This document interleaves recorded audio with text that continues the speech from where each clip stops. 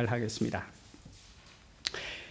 우리가 세상을 살면서 꼭 알아야 하는 지식이 저는 3가지 정도가 있다고 생각합니다. 그 첫째는 우주 만물을 창조하신 창조주 하나님이 계시다는 사실이고, 둘째는 인간이 하나님께 죄를 지어 죄인이 되었다는 것입니다. 그리고 세 번째는 예수님이 죄인의 구주가 되신다는 사실입니다. 그래서 지난 시간에는 인간이 죄인이라는 내용으로 첫 편 설교를 했습니다. 거기에서 죄가 무엇인가? 그것은 하나님에 대한 반역이요 불순종이다. 죄가 어디에서 왔는가? 죄는 마귀로부터 시작되었다고 말했습니다. 그리고 죄의 결과 인간에게 땅의 저주와 지옥의 형벌이 예정되었다. 그래서 우리는 회개해야 한다. 이런 내용으로 설교를 했습니다. 오늘은 예수님이 죄인의 구주시라는 내용을 보려고 하는데, 그래서 요한복음 1장 29절을 중심으로 하나님의 어린 양 예수님에 대해서 생각해 보려고 합니다. 우리가 성경을 보면 하나님께서 사람에게 제사를 가르쳐 주셨다는 사실을 알 수 있습니다. 죄를 지은 인간이 하나님을 만날 수 없을 때 사람이 하나님 앞에 다시 나올 수 있는 길을 열어주셨는데, 그것이 바로 제사입니다. 제사는 하나님이 마련한 제도로서 인간이 하나님을 다시 만날 수 있는 거룩한 행위입니다. 그 제사의 핵심은 제물에 있습니다. 우리가 하나님 앞에 제물을 바치고 제물의 피를 흘리면 하나님이 사람의 죄를 용서하겠다는 것이 제사의 내용입니다. 그런데 시간이 지나면서 이러한 제사가 변질이 되었습니다. 사람들은 하나님 대신에 죽은 조상이나 귀신을 향해 제사를 드렸고, 또 제사에 제물의 피를 바치지 않았습니다. 이처럼 잘못된 제사로는 하나님을 만날 수 없습니다. 하나님을 만나기 위해서 우리는 하나님이 가르쳐준 제사를 올바로 이해해야 합니다. 하나님께서 제사에 대해 말씀하신 내용은 성경 출애굽기에 나타나 있습니다. 그 시기는 BC 1446년경으로 지금으로부터 약 3470년 전입니다. 그 당시 중동 지역에는 애굽이라는 강대한 나라가 있었고, 이스라엘은 그 애굽을 섬기는 노예 백성이었습니다. 이스라엘이 애굽의 노예가 된 것은 의미 없는 우연한 역사처럼 보일 수 있으나 사실 여기에는 하나님의 어떤 의도가 있었습니다. 이스라엘이 처한 상황을 통해 하나님이 말하고 싶은 것이 있는 것입니다. 그것이 무엇일까요? 하나님께서는 영적 존재인 마귀와 귀신에 대하여 말씀하고 싶어 합니다. 그런데 귀신은 보이지 않기 때문에 애굽이라는 나라를 통해 귀신의 존재를 가르쳐 주십니다. 이스라엘을 학대하는 애굽처럼 인간을 괴롭히는 귀신이 있는 것입니다. 이스라엘이 애굽의 노예인 것처럼 지금 인간은 귀신의 종이 되어 불행한 삶을 살고 있습니다. 귀신에게 고통받는 인간을 깨닫게 하려고 하나님께서는 이스라엘이 애굽의 노예가 되는 상황을 만드셨던 것입니다. 그러면 사람은 왜 귀신의 종이 되었을까? 이런 질문을 해볼 수 있습니다. 원래 귀신은 하늘에 있던 천사였습니다. 그런데 하늘 천사의 3분의 1이 하나님께 반역을 일으키고 땅으로 쫓겨났습니다. 이처럼 하나님께 죄를 지어 타락한 천사, 하나님으로부터 저주받은 천사를 귀신이라고 말하며 그 귀신의 대장이 마귀입니다. 그렇게 땅에 내려온 마귀가 인간을 꼬드겨서 죄를 짓게 만들었습니다. 인간이 자신을 뒤따라 하나님께 반역의 죄를 짓게 한 것입니다. 마귀의 말을 듣고 죄를 지은 것이 인간이 마귀의 종이 된 결정적 사건입니다. 마귀의 지시에 따라 움직임으로써 인간은 마귀를 오야봉으로 모시는 마귀의 종이 되고 말았습니다. 이처럼 인간이 마귀의 종이 된 데는 사기꾼 마귀에게 속은 인간의 잘못이 있습니다. 우리 주위에도 사기꾼에게 피해를 본 사람들이 있습니다.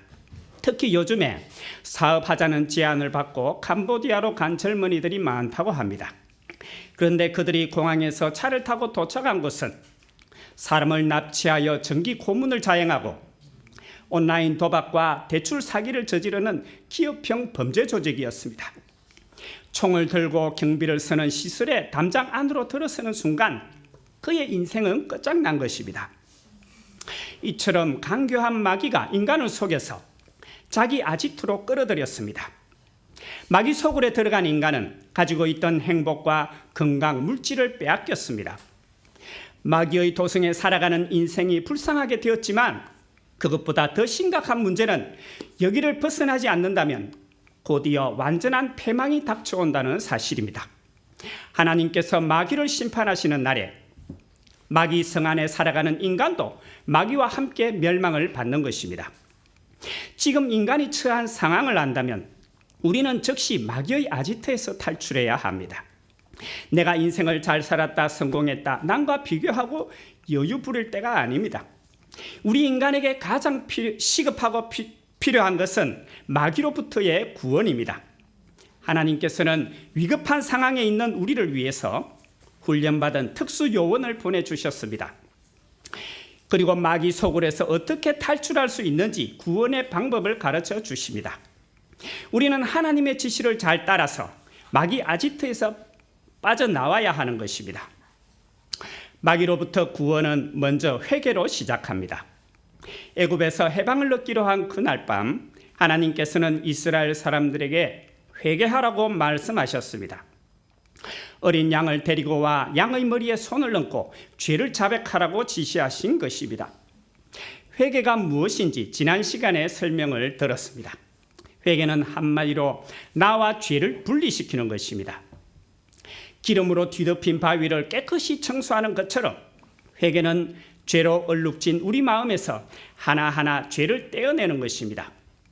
우리가 이렇게 회개해야 하는 이유는 하나님이 죄를 미워하시기 때문입니다. 하나님께서는 죄를 향해 심판의 화살을 겨누고 계시는데 그것은 결국 인간을 향하고 있습니다. 그러므로 우리가 심판을 받지 않기 위해서 내 속에 있는 죄를 떼어내야 합니다. 그런데 죄는 우리와 헤어지기를 원하지 않고 우리와 계속 함께 살고 싶어 합니다. 그러므로 죄와 헤어지기 위해서는 죄가 싫다는 표현을 해야 합니다. 그것도 음란의 죄, 교만의 죄, 너가 싫다고 콕 집어서 얘기해야 됩니다. 예전에는 너를 좋아했지만 이제는 너가 싫다. 너는 내 집에서 나가라. 냉정하게 말하는 것, 그것이 회개입니다. 이렇게 우리 의사를 분명하게 표현하면 죄가 사람 몸 밖으로 빠져나와서 죄와 우리 사이의 인연이 끝이 납니다. 회개는 죄와의 인연을 끊는 것입니다. 회개를 또 다르게 표현하면 죄를 삼켰던 사람이 그것을 다시 뱉어내는 것이라고 말할 수 있겠습니다. 그런데 결핵 환자가 피 섞인 객혈을 내뱉는 것처럼 죄를 여기저기 아무데나 뱉을 수는 없는 노릇입니다. 그래서 회개할 때는 죄를 담을 수 있는 양동이 같은 그릇이 필요합니다. 양동이의 죄를 뱉어내서 그것을 처리하면 되는 것입니다. 바로 그것 때문에 하나님께서는 어린 양을 가져와서 거기에 너의 죄를 담으라 지시하셨습니다. 어린 양이 인간의 죄를 담는 그릇입니다. 양에게 손을 얹으면 양과 사람 사이에 보이지 않는 통로가 생깁니다. 그리고 그 통로를 통해 죄가 이동을 하기 시작합니다. 사람에게서 양으로 죄가 옮겨지는 것입니다. 이와 같이 이스라엘 해방의 날에 이스라엘 민족은 대대적으로 회개하였고 국가와 민족, 가문, 개인에게 쌓여있던 모든 죄를 털어버렸습니다. 그들이 회개할 때에 사람에게 있던 죄가 양에게 옮겨갔습니다. 어린 양은 영문도 모른 채 끌려와 사람들의 죄를 덮었었습니다. 그러나 양이야 어찌되었건 사람 속에 있는 죄를 청소하는 데 성공했습니다. 그러자 사람을 겨누고 있던 하나님의 화살은 방향을 돌려 양을 향하게 되었습니다. 하나님의 미움을 받는 대상이 사람에서 양으로 바뀌었습니다. 누구든지 죄를 가지고 있으면 그는 하나님의 미움을 받는 것입니다. 나는 죄를 싫어하는 하나님이다. 나의 미움을 받지 않으려면 내 속에 죄를 없애라. 너는 회개해야 한다. 하나님이 말씀하십니다. 이렇게 회개를 통해 죄를 끄집어냈다면 그 다음에는 죄를 처리하는 문제가 남았습니다. 우리가 죄를 꺼내기는 했지만 죄는 여전히 우리 주위에 있습니다. 내 속의 바이러스는 없어졌을지라도 코로나 바이러스는 여전히 공기 중에 떠돌고 있습니다. 조금만 방심하면 독감 바이러스에 걸리는 것처럼 죄는 호시탐탐 사람 속에 들어갈 기회를 노리고 있습니다. 죄는 언제 어디서 우리 뒤통수를 쳐서 쓰러뜨릴지 모릅니다. 사람과 함께 살아가기에 죄는 너무 위험하고 조폭처럼 무자비한 놈들입니다. 이 죄는 방사능에 비유할 수 있습니다. 핵폭탄이나 원자로가 터질 때 방사능이 쏟아지는데 거기에 노출된 사람은 그 자리에서 즉사합니다. 한번 생긴 방사능은 수백 년 동안 사라지지 않고 땅의 흙과 물 공기를 오염시킵니다. 이웃나라 일본에서는 원자력 발전소가 터져서 방사능으로 오염된 물을 처리한다고 난리입니다. 방사능은 살아있는 생명체나 사람도 오염시킵니다. 소량의 방사능이라도 사람 몸에 계속 누적이 되는데 퀴리 부인이 백혈병으로 죽은 뒤에 사람들은 방사능의 위험성을 알게 되었습니다. 방사능에 노출된 후 당장 문제가 없는 것처럼 보여도 시간이 지나서 병이 나타나거나 혹은 그 자손이 장애인, 기형아로 태어나기도 합니다. 방사능에 노출된 부모의 잘못 때문에 태어나는 아이까지 고통을 당합니다. 방사능이 인간의 육체에 손상을 주는 것이라면 죄는 인간의 영혼에 해를 끼칩니다. 죄가 들어오면 하나님과 인간의 관계가 끊어져 버립니다. 하나님이 사람을 떠나가시고 사람 속에는 텅 빈 공간이 생깁니다. 그때부터 사람들은 자신의 영혼이 메말라가는 것을 느낍니다. 사람들은 하나님이 없음으로 생기는 마음의 공허를 세상 쾌락과 탐욕과 온갖 죄악들로 채워갑니다. 그렇게 사람 속에는 죄가 쌓여가고 그 죄들이 결국 저주로 나타납니다. 사람이 불행한 삶을 사는 데는 이유가 있습니다. 하나님은 우리에게 죄를 가까이 하지 말라고 거듭 말씀하시나 우리가 자꾸 죄를 곁에 두고 죄와 연애를 해서 불러들이고 우리 속에 죄를 쌓기 때문입니다. 우리가 불러들인 죄가 우리를 망하게 하는 것입니다.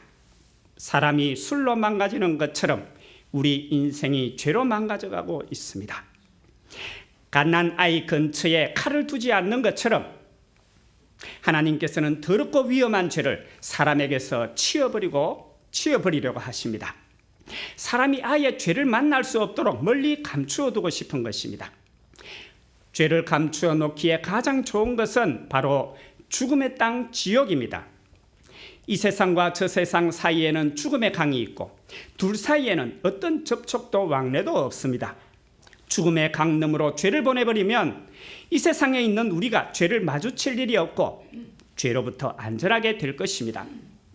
사망의 땅 지옥만큼 죄를 보내기에 좋은 것이 없습니다. 이와 같은 이유로 하나님께서는 인간의 죄를 죽음의 땅으로 보내고자 하십니다. 그런데 죄가 스스로 갈 수 없기에 하나님께서는 양에게 죄를 담아서 그 양이 죽음의 강을 건너가게 하셨습니다. 이스라엘이 애굽을 떠나던 그날 밤 하나님께서는 양들을 피 흘려 죽이라고 명령하셨습니다. 그날 밤 수많은 양떼가 이생을 마감하고 죽음의 땅으로 건너갔습니다. 양들이 죽음의 강을 건널 때에 그들이 짊어진 인간의 죄도 죽음의 땅에 함께 들어갔습니다. 그러자 이 땅에서 인간의 죄가 마법같이 사라졌습니다. 아무리 둘러보아도 이 땅에서는 사람의 죄를 찾을 수 없는 것입니다. 이 땅에서 죄가 사라진 것을 확인하시고 하나님께서는 이스라엘 사람들이 의롭고 깨끗하게 되었다고 인정해 주셨습니다. 여기서 우리는 하나님이 가르쳐준 제사의 의미를 이해할 수 있습니다. 인간은 하나님께 제사를 드리고 제물에 피를 흘림으로써 하나님으로부터 죄사함과 의롭다함을 받는 것입니다. 그런데 한 가지 이상한 것은 시편 40편에서 하나님은 양이나 염소를 제사의 제물로 기뻐하지 않는다고 말씀합니다. 양으로 제사 드리라 하신 하나님이 왜 양을 기뻐하지 않는다 하시는 것일까요? 하나님께서 우리에게 제사를 가르쳐 주기는 하셨으나 사실은 제사에 바쳐야 할 제물이 아직 준비되지 않은 상태였습니다. 그래서 하나님께서는 그 제물이 준비될 때까지 너희는 임시로 양을 바치라고 하셨습니다. 어린 양은 인간의 죄를 사하는 진짜 제물이 아니었던 것입니다. 그러면 사람의 죄 용서를 위해 하나님은 어떤 제물을 원하시는 것일까요? 하나님께서 원하시는 제물은 우리와 똑같은 사람으로서 죄가 없는 깨끗한 인간이었습니다. 인간의 죄를 용서받기 원한다면 너는 죄가 없는 깨끗한 사람, 거룩한 인간을 제물로 바치라고 요구하십니다. 그러면 너를 대신해 그 사람을 피 흘려 죽이고 너는 용서하겠다 말씀하십니다. 그러나 하나님께서는 죄가 없는 사람이 이 세상에 없다는 것을 아셨습니다. 더군다나 추악한 죄인을 위해서 자기 목숨을 버리겠다는 사람은 더더욱 없었습니다. 그래서 하나님께서는 죄가 없이 깨끗할 뿐 아니라 죄인을 위해 죽을 수 있는 그런 사람을 너희에게 보내주겠다고 약속하셨습니다. 그리하여 그 사람의 죽음으로 너희를 죄에서 구원하겠다 말씀하셨습니다. 하나님께서 보내주겠다 한 그 사람을 우리는 하나님의 어린 양이라고 부릅니다. 하나님께서 어린 양을 보내겠다고 약속한 대로 많은 시간이 흘렀습니다. 그리고 마침내 지금으로부터 2000년 전에 하나님으로부터 한 사람이 내려왔으니 그분은 예수입니다. 하나님께서 어린 양으로 보내주신 분이 바로 예수님이었습니다. 이것을 알았던 세례 요한이 예수님을 가리키며 말했습니다. 보라, 이분이 세상 죄를 지고 가는 하나님의 어린 양이시다. 예수님께서는 자신은 하늘에서 태어났으며 하나님께서 자기를 보냈다고 말씀하셨습니다. 예수님은 땅에서 태어난 우리와 많은 면에서 달랐습니다.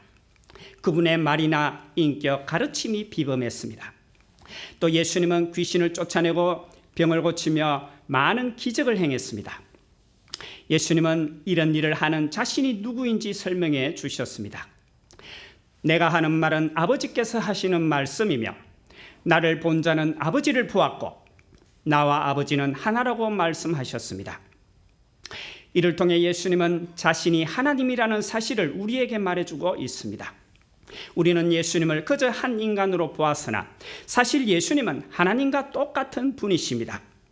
하나님께서 우리에게 보내준다 한 사람이 사실은 하나님 자신이었던 것입니다. 하늘에 계신 하나님이 우리가 볼 수 있는 인간으로 나타나셨으니 그분이 예수입니다. 예수님은 거룩한 하나님이 사람이 되신 분으로서 그분은 죄가 없습니다. 죄가 없이 깨끗한 예수님은 인간의 죄를 담당할 제물로 자격이 있습니다. 또 기꺼이 자기 목숨을 바치겠다는 예수님보다 더 좋은 제물이 없는 것입니다. 예수님이 오심으로 이제 드디어 인류의 죄를 속하는 제사를 드릴 준비가 되었습니다. 이제 우리는 하나님의 어린 양 예수님을 바쳐서 우리의 죄 용서를 위한 제사를 하나님께 드려야 하는 것입니다. 이상 오늘 말씀으로 세상 죄를 지고 가는 하나님의 어린 양 예수님에 대하여 들었습니다. 다음 시간에는 예수님이 하나님의 어린 양으로 어떤 일을 겪으셨고 또 우리는 어떤 은혜를 받게 되었는지 살펴보려고 합니다. 감사합니다.